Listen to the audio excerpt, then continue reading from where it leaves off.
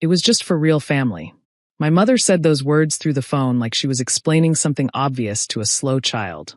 While I stood outside the restaurant where I'd just watched my entire family walk in without me. 23 people gathered for Thanksgiving dinner, and not one of them had thought to tell me it was happening. But what my mother didn't know was that I'd spent the last 6 months uncovering a secret that would flip everything she believed about real family completely upside down. My name is Serena Whitmore, and I grew up believing I was the problem. I was the youngest of 3 children in what looked from the outside like a picture-perfect family in Charleston, South Carolina. My father, Richard, was a successful commercial real estate developer. My mother, Claudia, was a socialite who chaired charity boards and hosted garden parties. My older brother, Preston, was the heir apparent, groomed from birth to take over the family business. My sister, Natalie, was the beauty queen.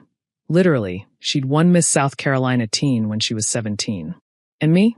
I was the afterthought. The accident, as my mother once let slip after too many glasses of wine at a family wedding.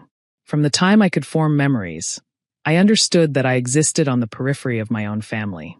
Preston got the corner office internship at Dad's company. Natalie got the debutante ball and the trust fund for her 21st birthday. I got hand-me-downs and reminders to be grateful.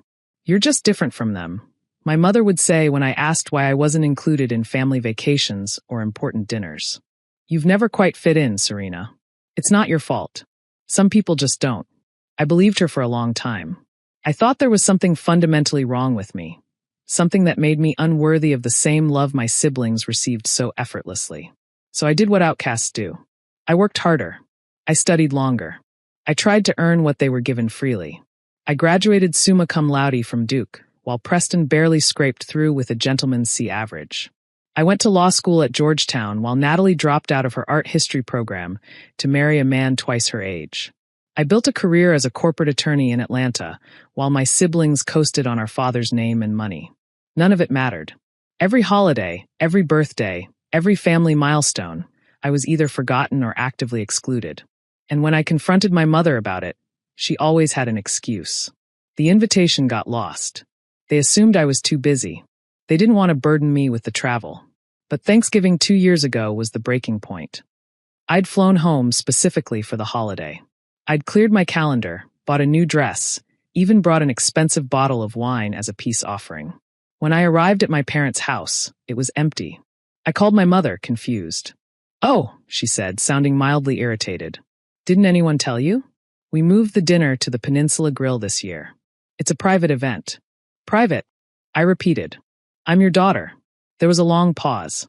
"Serena," my mother said, her voice dropping to that patronizing tone I knew so well. "It was just for real family. You know how things are. Real family." The words hung in the air like a verdict. I drove to the restaurant.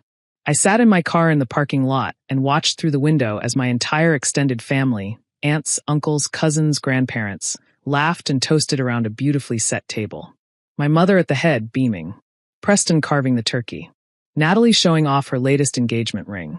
And an empty chair where I should have been. That was the night I decided to stop trying to earn their love. Instead, I would find out why I'd never had it in the first place. The investigation started with a simple question. Why me? Why was I the one who was excluded? Why did my mother look at me differently than she looked at my siblings? Why had I always felt like a stranger in my own home? I hired a private investigator. I know how that sounds, dramatic, paranoid, excessive. But I was desperate for answers. And as an attorney, I knew that the truth was usually buried in paperwork somewhere. It took Marcus, my investigator, for months to find it. "You're going to want to sit down," he said when he called me in March. What he'd uncovered changed everything I thought I knew about my family. It started with my birth certificate, or rather the original one. The one that had been amended and sealed by court order when I was 6 months old. My biological father wasn't Richard Whitmore. According to hospital records and genetic testing that Marcus had managed to obtain through legal channels, my biological father was a man named David Holloway, my mother's college boyfriend, who had died in a car accident 3 months before I was born. Richard Whitmore knew. He'd known since before I was born. My mother had confessed the affair when she discovered she was pregnant, and Richard, ever the pragmatist, had agreed to claim me as his own to avoid scandal. The price of his silence was that I would never truly be part of the family. I would be raised in the household, given the family name, but never given the family love. My mother had agreed to those terms. She'd traded my birthright for her reputation. But that wasn't even the most explosive discovery. David Holloway, my biological father, came from money, old Charleston money that made the Whitmores look like newcomers. When he died, his estate was substantial, but his family had refused to acknowledge my existence. However, David's father, my biological grandfather, had quietly made provisions. Before he died, he'd created a trust. And that trust owned 42% of Whitmore commercial properties. Richard Whitmore didn't just build his empire on hard work and smart investments. He built it on a silent partnership with the Holloway family, a partnership that had been transferred, upon the old man's death, to his only living descendant, me. I was legally and financially the largest shareholder in my father's company, and no one had ever told me. I spent the spring and summer working with attorneys to verify everything. The trust was ironclad. The shares were legitimate. For 31 years, Richard Whitmore had been running a company that I technically controlled. And for 31 years, my family had been excluding me while profiting from my inheritance. When Thanksgiving came around again, I wasn't surprised that I didn't receive an invitation. But this time, I didn't call to ask why. This time, I showed up. The Peninsula Grill was just as elegant as I remembered. White tablecloths, crystal chandeliers, the soft murmur of old money at rest. I walked past the hostess with a confidence I didn't feel, my heels clicking against the hardwood floor. The private dining room was at the back. Through the glass doors, I could see them all, the same tableau as last year. My mother holding court, Preston looking smug, Natalie showing off new jewelry, aunts and uncles and cousins, all basking in the glow of family wealth. I pushed open the doors. The room went silent. My mother's face cycled through shock, horror, and finally cold fury in the space of about 3 seconds. "Serena," she said tightly, "what are you doing here?" I walked to the table slowly, deliberately. Every eye in the room was on me. "I thought I'd join the family for Thanksgiving," I said pleasantly. "Since I am, after all, family." "We discussed this," my mother hissed. "This dinner is for real family." "Yes, you've made that clear." I reached into my bag and pulled out a manila folder, thick with documents, tabbed and organized. I placed it on the table in front of her. "But if I'm not real family, explain why Dad's business is in my name." My Uncle Victor, who was mid-sip of his wine, choked spectacularly. "What is she talking about?" Preston demanded, looking between our parents. "Dad!" Richard Whitmore had gone pale. He stared at the folder like it was a live grenade. "Serena," he said carefully, "this isn't the time or place." "It's exactly the time and place," I interrupted. "You've had 31 years to tell the truth. I think Thanksgiving dinner with the whole family is perfect." I opened the folder and began laying out documents like evidence in a trial, which, in a way, they were. "This is my original birth certificate, showing David Holloway as my biological father. This is the amended certificate that you filed to cover it up. These are the trust documents showing that David's father created a holding company specifically to manage his share of Whitmore commercial properties. And this, I placed the final document on the table, is the current shareholder registry, showing that I own 42% of the company. More than you, Dad. More than Preston. More than anyone." The silence was deafening. My mother's face had gone from fury to something approaching terror. Preston looked like he was going to be sick. Natalie was crying, though I wasn't sure if she even understood what was happening. "You've been lying to me my entire life," I said, my voice steady despite the emotion churning inside me. "You told me I wasn't real family so you could steal my inheritance and treat me like an outsider in my own home. You made me believe I was worthless while you built your empire on my birthright." "Serena, please," my mother started, reaching for my hand. I stepped back.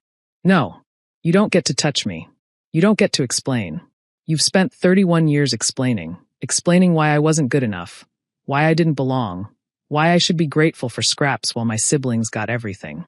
I looked around the table at the stunned faces of my extended family.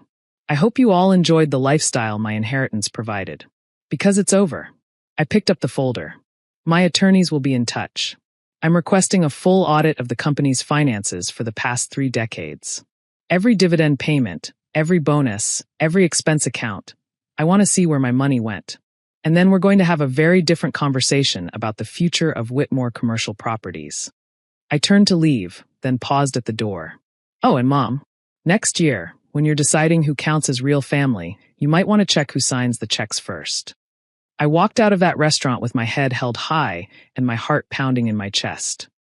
The audit took 8 months. What it revealed was worse than I'd imagined. Decades of self-dealing, undisclosed distributions, and outright misappropriation of funds. Richard Whitmore had been siphoning money from the company to fund his lifestyle, while my shares sat untouched, accumulating value that he'd never intended for me to claim. The settlement was substantial. I took full control of my shares and received restitution for decades of withheld dividends. Preston was forced to resign from his position after the audit revealed he'd been padding his expense account for years. Richard Whitmore is technically still CEO, but he reports to me now. My mother hasn't spoken to me since Thanksgiving. Neither has Natalie. I hear through the family grapevine that they're living in a much smaller house now, their social standing somewhat diminished. I'd be lying if I said I didn't feel a little satisfaction about that. But mostly I feel free. Free from wondering why I was never enough. Free from trying to earn love that was never going to be given. Free from the lie that I was somehow less than my siblings. I wasn't less. I was more. I just didn't know it yet. Last month, I hosted my own Thanksgiving. A small gathering. Just close friends, colleagues who've become family, people who chose me rather than being obligated to tolerate me. We ate too much, laughed too loud, and nobody asked anyone to leave. It was, without question, the best Thanksgiving I've ever had. Because real family isn't about blood or birth certificates or who your parents decided to love. Real family is about showing up. It's about choosing each other, again and again, even when it's hard. My mother thought she could define me out of existence. She thought real family was a club she controlled. She was wrong. Real family is something you build. And I'm just getting started. Sometimes the people who are supposed to love you unconditionally are the ones who need you to prove your worth. And sometimes the greatest proof isn't earning their love. It's realizing you never needed it in the first place.